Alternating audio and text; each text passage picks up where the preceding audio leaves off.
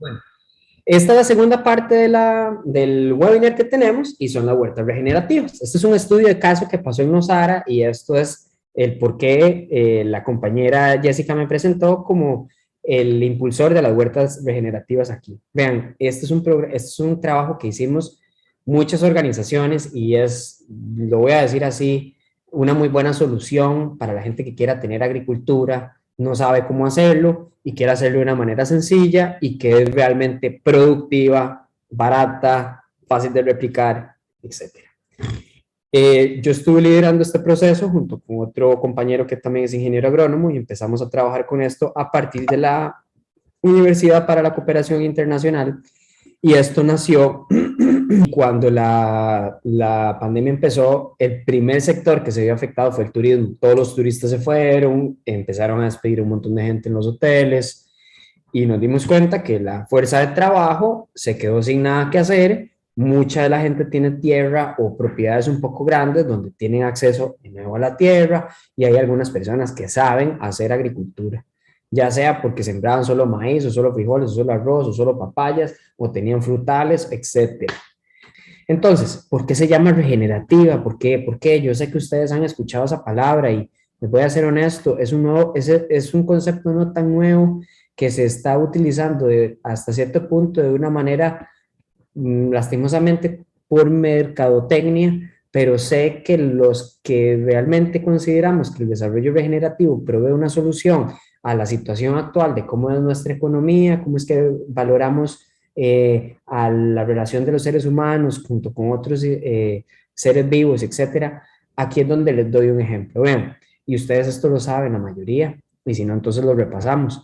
Recuerden que lo que menciona el desarrollo sostenible es que tenemos que tener un desarrollo sostenible entre lo ambiental, lo económico y lo social. Y si nosotros separamos todas estas cosas, estamos dejando de lado la relación política que existe, la relación cultural que existe y la relación espiritual que existe.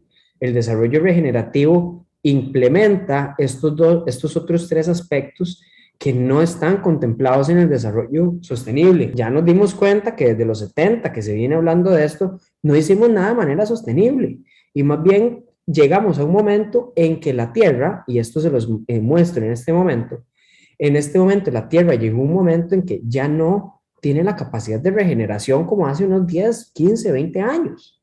Y es que hemos utilizado tanto a la naturaleza a nuestro favor sin devolverle nada, que esa capacidad de regeneración se redujo. ¿Y por qué se redujo? Porque es que existen límites del planeta.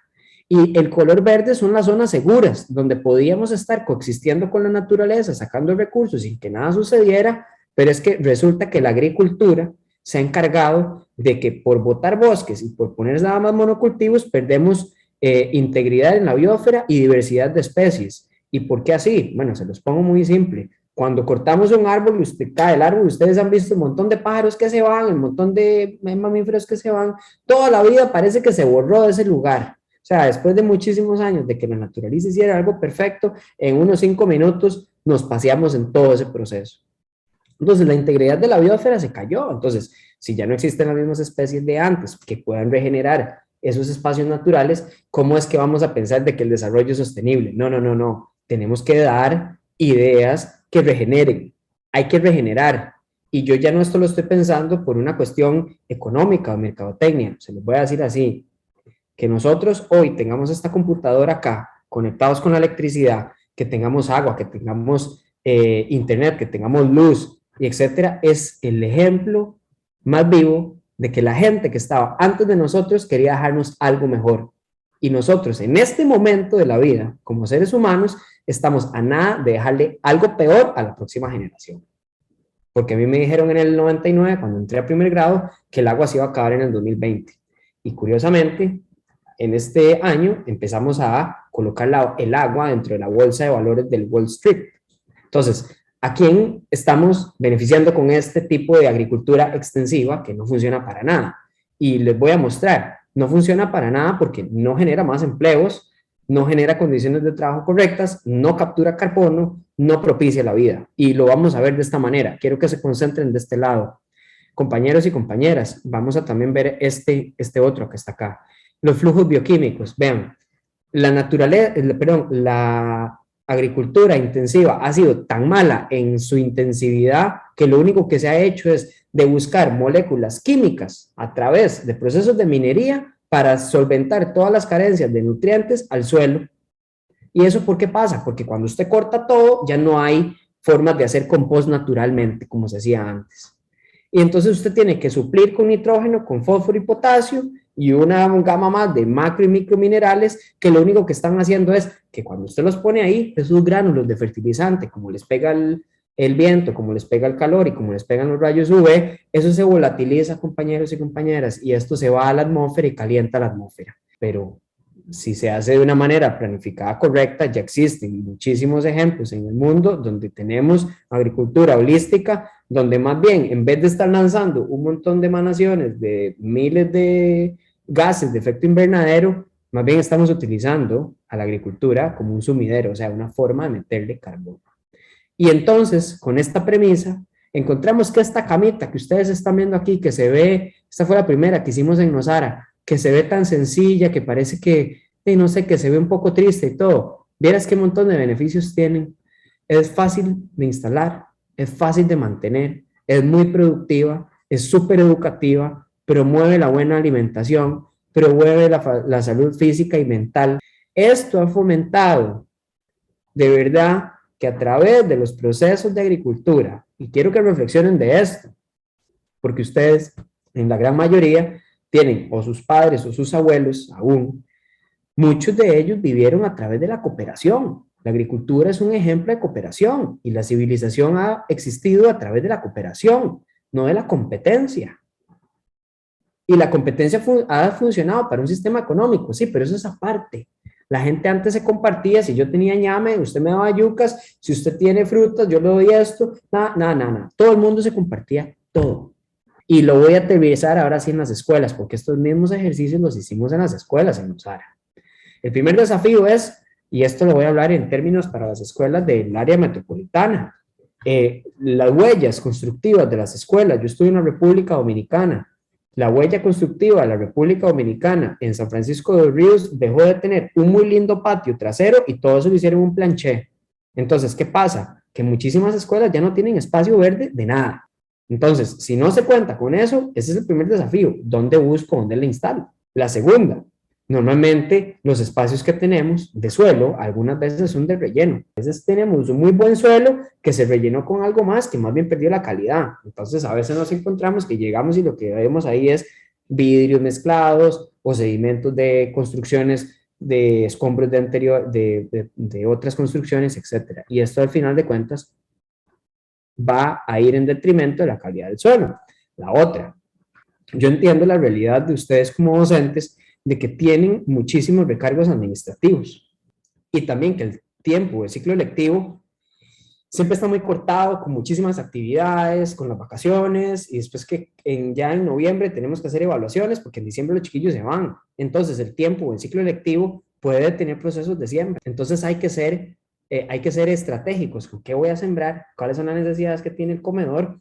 ¿Qué es lo que yo puedo sacar más rápidamente y tiene mejor aptitud dentro de mi huerta? Porque esto es un experimento vivo. ¿Y qué es lo que yo le puedo entregar sin tener que sacrificar mi tiempo administrativo y mi tiempo de planificación? Y otra cosa, es necesario tener relaciones estratégicas con organizaciones, ya sea el centro cantonal, la ferretería, algún restaurante o alguna empresa privada para que los pueda patrocinar a ustedes. Pero si no, la Junta de Educación podría destinar a través del programa de huertas escolares una partida presupuestaria pequeña. Y ahorita les voy a mostrar un presupuesto de cuánto cuesta instalar 2 camas.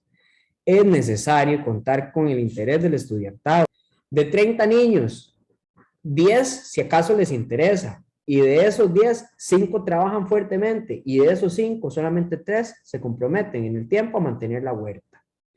Hay que utilizar estas herramientas de las huertas como aulas para recibir o dar clases e impartir clases de biología, ciencias, estudios sociales, hasta de matemática, ahí.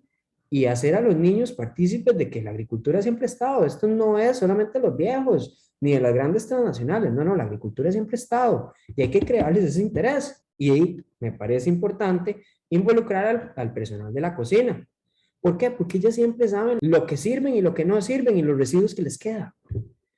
Voy a pasar, entonces ahora sí, a este método. Vean, este es el método 1. Este es el proceso inicial. Lo que se hace es que se hacen camas levantadas, pero ojo, todo se hace con una técnica de doble excavado. O sea, no se trae suelo en ningún lugar, todo el suelo está ahí. Lo que se hace es que se remueven las capas más externas y usted se viene sacando bocados y alguien viene revolviendo esa tierra. Ese proceso no afecta al suelo, no lo compacta, porque no es un rotador, no es un arado, no es un disco, lo único que hace es que mueve el suelo. El suelo necesita hasta cierto punto estar suelto para que el oxígeno entre y que el agua se mueva adentro. Y cuando está suelto, también las raíces cavan más rápido de las galerías donde ellas necesitan y se anclan más rápido. Entonces, este es el primer video que les mostraba. Vean el montón de chiquillos que teníamos trabajando ahí. En ese momento no había escuela, no había colegio. ¿Okay? Eso fue en el 2020, por ahí de agosto.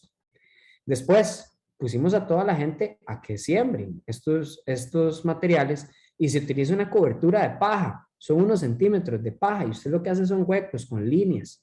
Y esto lo que hace es que usted puede colocar en 10 metros cuadrados, porque las distancias de estos son 1,20 m de ancho por 5 metros de largo. Usted la puede hacer lo largo que quiera, pero nosotros lo hicimos de 5 porque nos dimos cuenta que los materiales que se utilizan, que son ripios de madera y estacas, normalmente en Costa Rica no encontramos ripios más largos como de 2,10 m o 1,80 m. Entonces hay que jugar con eso para por lo menos colocar 3 ripios y que eso me haga una distancia de 5 metros. Les voy a mostrar aquí un proceso. Vean, en 10 metros cuadrados teníamos cebollinos en los lados, vainicas en las esquinas y en el centro para que se amarren con los tomates. Teníamos pak choi, teníamos lechuga, mostaza, rábano, kale o kale y apio. Dígame si no, estos son productos de primera necesidad en la cocina. Y aparte de estos, solamente el tomate y solamente la vainica, en algunos casos instalábamos chile, esos son los productos que más tardan, más o menos de 60 a 90 días, que ahí es donde está el problema, digamos, cómo vamos a cosechar un chile, cómo lo voy a cuidar, un tomate después de tanto tiempo. Pero los otros productos que están ahí, todos están a menos de 35 días después del trasplante. Entonces, ¿qué quiere decir esto? Que sí o sí hay una forma de inclusive de proveerle a la cocina lo que necesitamos y el excedente lo repartimos o nos lo llevamos para la casa o lo preparamos en algo más para que no se desperdicie. Y si se va a desperdiciar, adivina dónde se va, al compost otra vez. Entonces no hay forma de perder el material. Voy a irme ahora sí al método 2, que era cuando les estaba enseñando, que es cuando estábamos conformando las camas, donde después de haber hecho todo el movimiento de tierra, en este caso sí, porque esta señora tenía un suelo no tan bueno, le pusimos un poquito de compost que habíamos traído de una compostera que yo manejo, y también yo hago procesos de explicación de cuáles son los productos que se colocan dentro de la huerta. Porque no quisimos utilizar productos químicos de nada, o sea, no es regenerativo tener huertas utilizando fertilizante Nutran o utilizando NPK o utilizando cualquier fórmula sintética, eso no tiene sentido. ¿Y saben qué es lo mejor? Que no lleva agroquímicos. Ahora sí, les muestro cuáles son, cómo es esa huerta. Este es el modelo que nos quedó ya finalizado y se los dejo acá. Yo les voy a compartir a ustedes esta presentación para que ustedes vean cómo es que es esto. Se necesita exactamente 5 metros de largo por 1,20 m de ancho o 1,80 m. Se le quitan 20 centímetros a cada lado para que quede como un caño, para que el agua escurra y se meta dentro del suelo, no para que se lave. Entonces vea que también piensa cómo capturar el agua, porque no tenemos sistemas de riego en todo lado. ¿Ok? Entonces también diseñamos este sistema de techo. No le voy a decir techo, le voy a decir cobertura, donde se hace con sarán y se utiliza como, por decir así, un sistema de clips, donde se coloca el sarán verde a 80% o puede ser menor para que pase más luz, pero no le recomiendo menor de 50 porque el espacio es tan grande que cuando empieza a llover pasan mucho las gotas. Entonces lo que hacen es que cuando llueve más bien afecta abajo porque están muy pesadas las gotas. Entonces quiebran ramas, quiebran hojitas, quiebran brotes, quiebran frutos. Y después le pusimos, como pueden ver en la fotografía, los arcos de PVC. ¿Saben qué? Lo bonito de esto es que ustedes nada más ocupan 3 varillas de construcción de estas, número 3, y usted saca estacas de 30 centímetros. Entonces coloca una estaca de este lado, otra estaca de este lado, mete el tubo y lo dobla. Arriba no lleva ninguna armazón sólida. Y lo que usted hace es que usted genera como un sistema de canaletas, de reglas de 1 por 2, que son acá, arriba y en el otro lado, y eso se atornilla. Y como adentro va la varilla, entonces cuando usted atornilla, el tornillo se prensa contra la varilla y contra el PVC, entonces ya eso es demasiado rígido. Esto tiene una altura de 1,80 en la parte mínima y lo más alto son 2,10 metros, y eso ya está probado inclusive que es la mejor altura para que si yo me tengo que poner de pie al puro final de la cama, o sea, en estos lados, yo no vaya a pegar la cabeza nunca. Los ripios, esto es importante. Recomiendo maderas lo más rústicas que puedan. No les recomiendo ni pino, no les recomiendo ciprés, no les recomiendo nada de eso. Les recomiendo quebracho, pochote, no les recomiendo melina ni teca porque es muy cara y es fina. Les recomiendo tal vez roble o de este otro árbol que es cortezas, funciona. Veamos el presupuesto. No voy a entrar en detalles con los precios, pero vean lo que se ocupa primero para la cama. ¿Qué es la cama? La cama es esto, ¿verdad? Lo que está abajo. Entonces se necesitan 4 costillas de madera o ripios que sean más o menos de 5 metros de largo. Obviamente, si no, entonces ustedes lo miden. Un saco de bokashi y nosotros se lo dábamos a manera de enriquecer el suelo lo más rápido. Teníamos tierra preparada, en este caso esto es compost. Teníamos un almácigo de plantas mixtas. Teníamos una regadera de mano, una manguera de 20 a 30 metros. Esto lo digo porque es necesario regar. Teníamos un aspersor de mano para que se apliquen estos insumos, que es Metafix. Teníamos Verdox, que es un solubilizador de materia orgánica. Tenemos este que se llama BTI Plus, que es contra las larvas de moscas y de gusanos. Y este que se llama BS Lin, es como un fertilizante foliar, pero es completamente natural. Clavos y piola.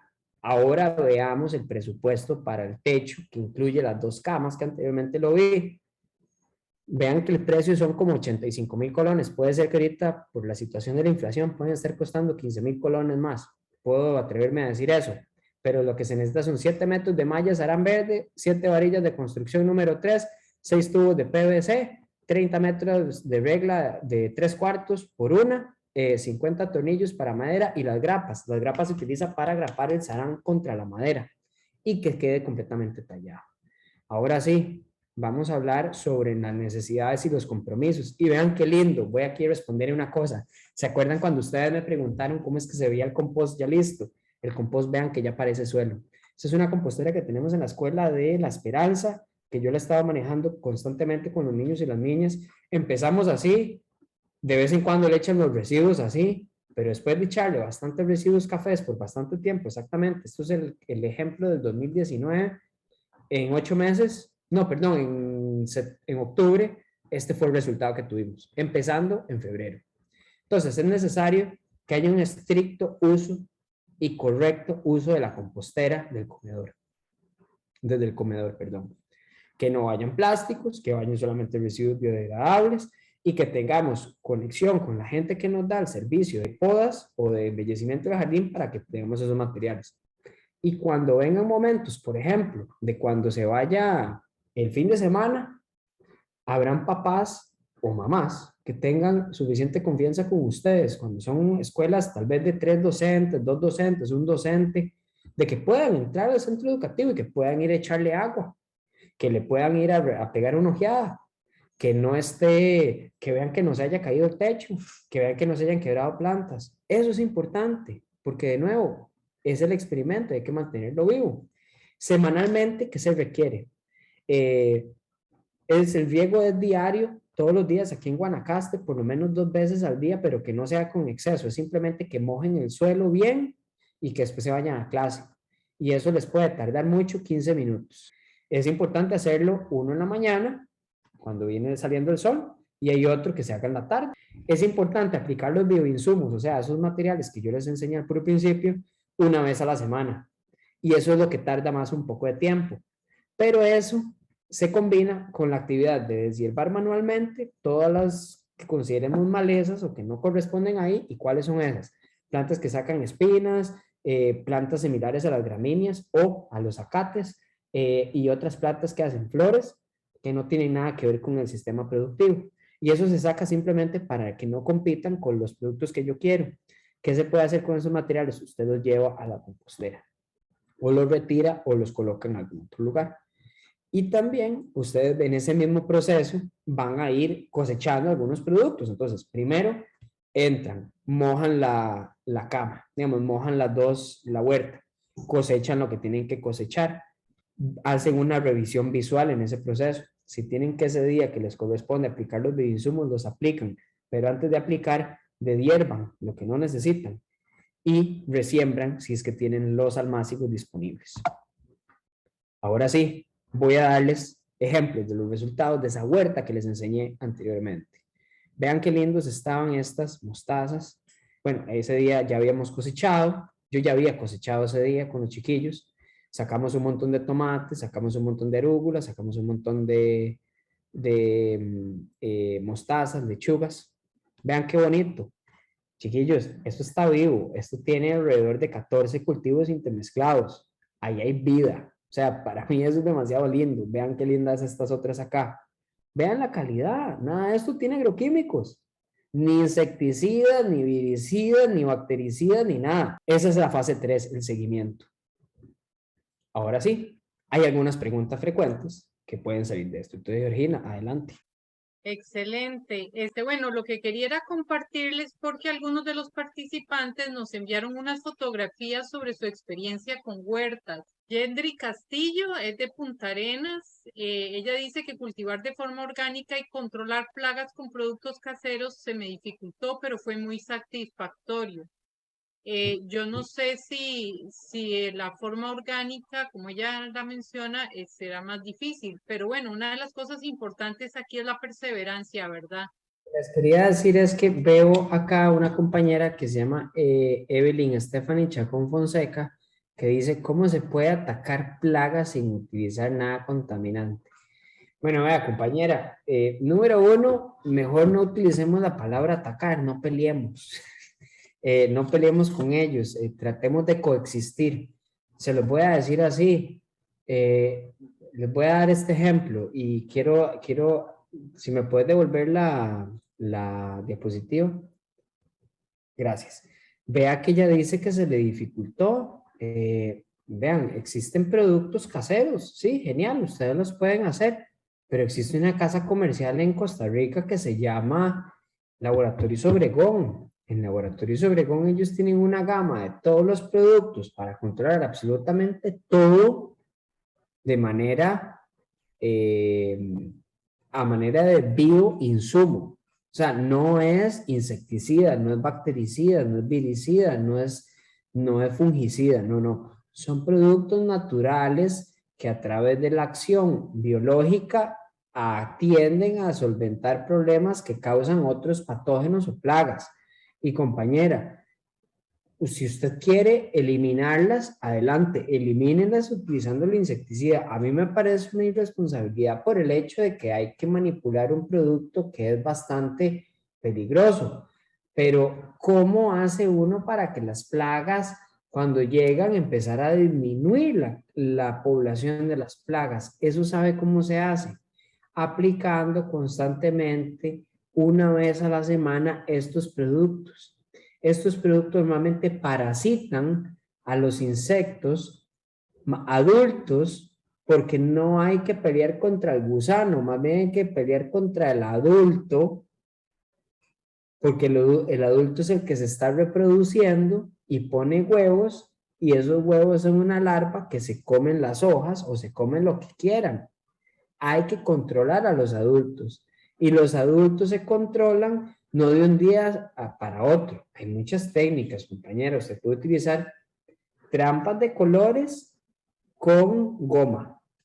Se puede utilizar trampas de colores con goma y hormonas que son atrayentes. Entonces ellos van y se pegan, etcétera. Lo que quiero decir es Existen formas de no tener que utilizar productos insecticidas y utilizar los productos y los bioinsumos y colocarlos de manera prolongada durante bastante tiempo, va a hacer que las poblaciones se parasiten y empiecen a mermar. Espero le haya respondido la pregunta. Adelante, compañera. También Rebeca Carballo de San José nos comparte esta fotografía. Dice, ya he sembrado algunos productos, pero a veces se me pasa el tiempo de cosecha, ¿verdad? Entonces, pero vean qué hermosas ahí, pero no ven qué increíble. Esto es una hermosura. Muy Quiero bien. decir una cosa, felicito a Ajá. la compañera porque ese sistema que ella tiene es el sistema de poco, vamos a ver, de poco, ay, se me fue, de mínima labranza. Yo utilicé ese mismo sistema, pero en vez de utilizar bambú como usted, utilicé ripios de madera normal. Esos cajones son geniales.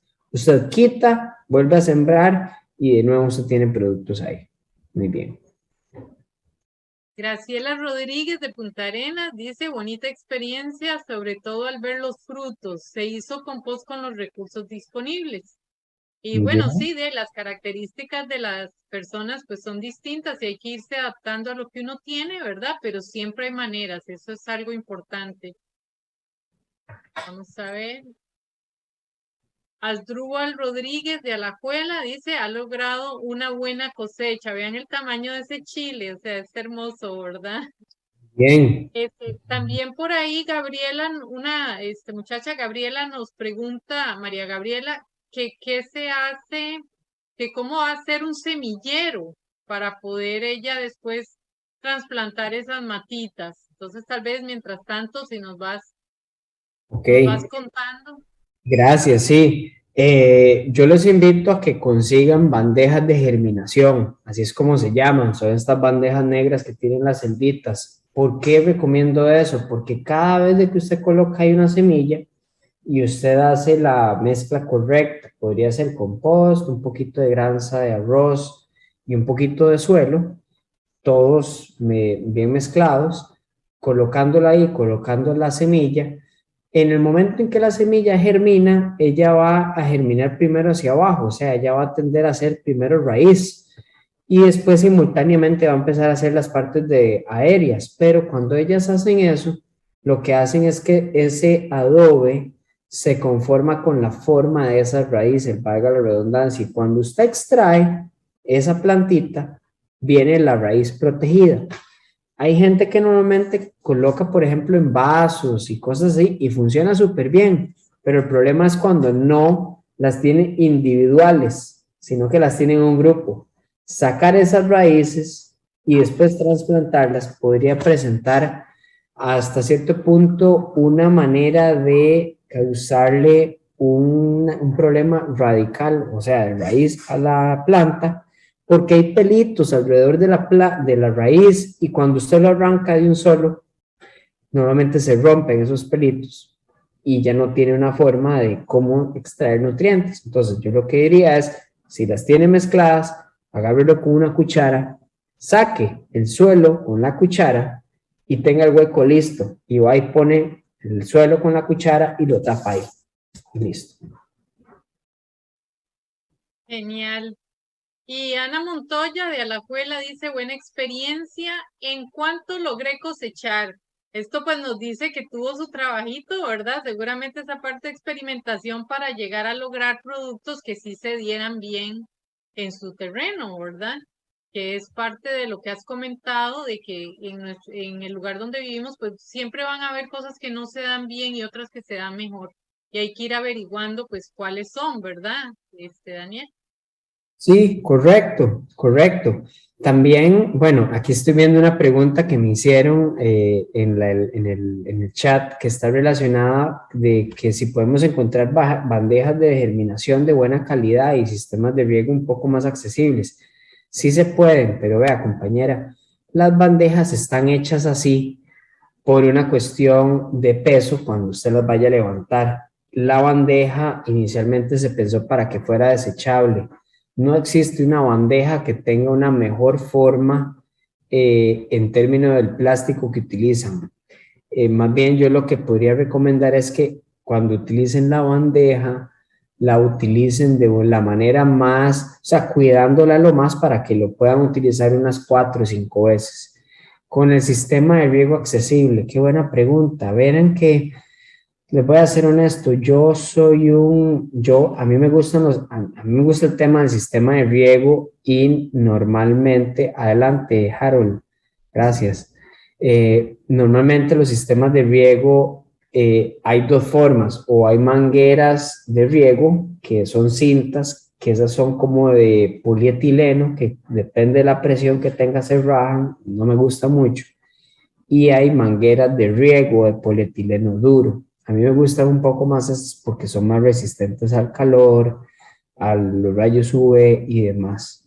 Sin embargo, dado que estos modelos son un poquito rústicos y son de bajo presupuesto, mi recomendación es siempre utilizar una regadera, porque si se utiliza un sistema de riego vas a necesitar un filtro para el sistema de riego, tal vez una válvula para activar el cierre o la apertura o el cierre del sistema de riego, una bomba, y vas a necesitar inclusive hasta válvulas de presión para que siempre tenga un flujo de agua constante. Existen otros sistemas de riego un poco más empíricos, pero honestamente no me atrevo a decirlo porque yo no encuentro en eso tanta ciencia todavía y no quiero proveer una solución de curandero.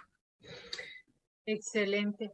Bueno, ya estamos dando cierre, digamos, a este webinario que ha estado súper interesante. Y quizás ya para cerrar, quería hacerte una pregunta que es algo pues muy común, digamos, cuando uno tiene huertas, con lo que la gente dice que hago con esto, ¿verdad? Y vos ya diste parte de la respuesta, pero creo que tal vez podemos completarla un poquito más. Dice Marcia Araya de San José, nos cuenta que con algunas plantas funciona, pero con otras atraen muchas plagas. Y Mónica López, también de San José, comenta que sus plantas se mueren y se llenan de hongos. Entonces, pues mi pregunta sería que si hay plantas que atraen plagas ya por sí mismas, o si hay otros factores que no necesariamente son las plantas que generan hongos y estas plagas y que tal vez podemos evitar. ¿Qué consejo nos das, Dani? Bueno, vean, los hongos están relacionados a mucha humedad y poco sol. Y eso es lo primero. Entonces, podríamos primero bajarle la carga de agua a las plantas, si tienen control de la carga de agua que se les puede dar, esa es la número uno. Traten de ubicar las plantas donde por lo menos puedan recibir al mínimo 9 horas de sol. Lo mejor que pueden tener son 12, ¿ok? Esa es la primera. Y siempre tratar de buscar no sembrar las plantas tan pegadas, porque cuando pegamos tanto las plantas, lo que no sucede es que hay alta densidad de plantas, alta evaporación, y cuando las hojas se tocan y se traslapan, por ahí los hongos hacen fiesta. Esa es la primera. La otra que me dijo lo de las plagas, bueno, voy de nuevo con esto. Imagínense que en la escuela nunca ha habido una mata, pero ni siquiera de mozote. No hay una planta ni siquiera de tomates silvestres ahí que crecen. Y de un pronto a otro ustedes le ponen un montón de comida, un montón de insectos de ellos. Claro que se van a ir súper contentos a comer. Es normal que eso pase. En realidad, es así la naturaleza. Cuando identifican que tienen la mejor oportunidad, se comen de todo porque no tienen tanta comida como antes. Entonces, hay que entrarle. Mi recomendación sería observe cuáles son las plantas que a usted le hacen plaga y trate de reproducir esas plantas que hacen plaga en una macetera y utilice esa macetera, y como es movible, llévesela al arco. Todos esos insectos se van a seguir reproduciendo en esa planta, muy probablemente. Entonces la invito a que revise un concepto que se llama plantas trampa o plantas hospederas. Usted puede utilizar plantas, y les voy a decir, esto es un caso que yo utilizo siempre. Cuando yo tengo producción de hortalizas, siempre trato de tener un puño, por lo menos 10 matas de maíz, y las trato de sembrar primero que lo que yo necesito para comer.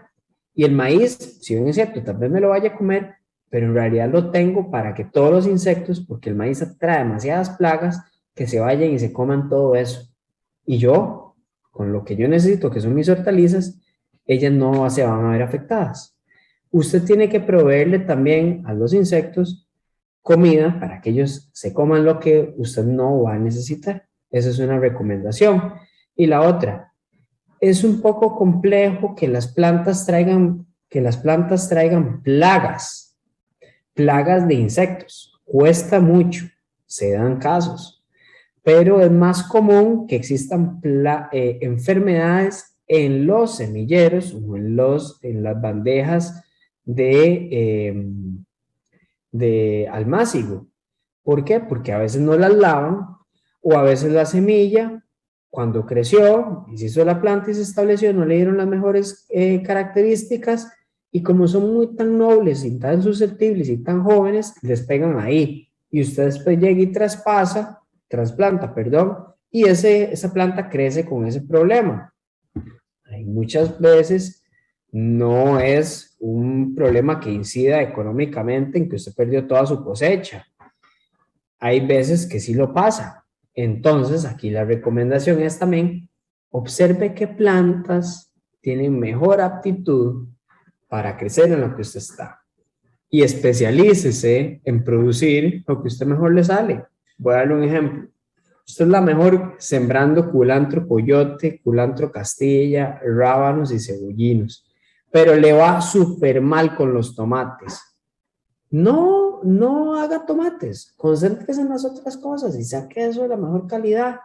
Posiblemente su experiencia vaya después a decirle, mira, yo hacía esto de esta manera, voy a intentarlo de esta otra. Y curiosamente puede ser que funcione y que su tomate crezca de la mejor manera después. La cosa es, no tratemos de traten de tener la mayor cantidad de diversidad. Prueben. Cuando saben que algo les funcione, replíquenlo en pequeño y después lo replican en grande. Y esto es lo que mejor les funciona.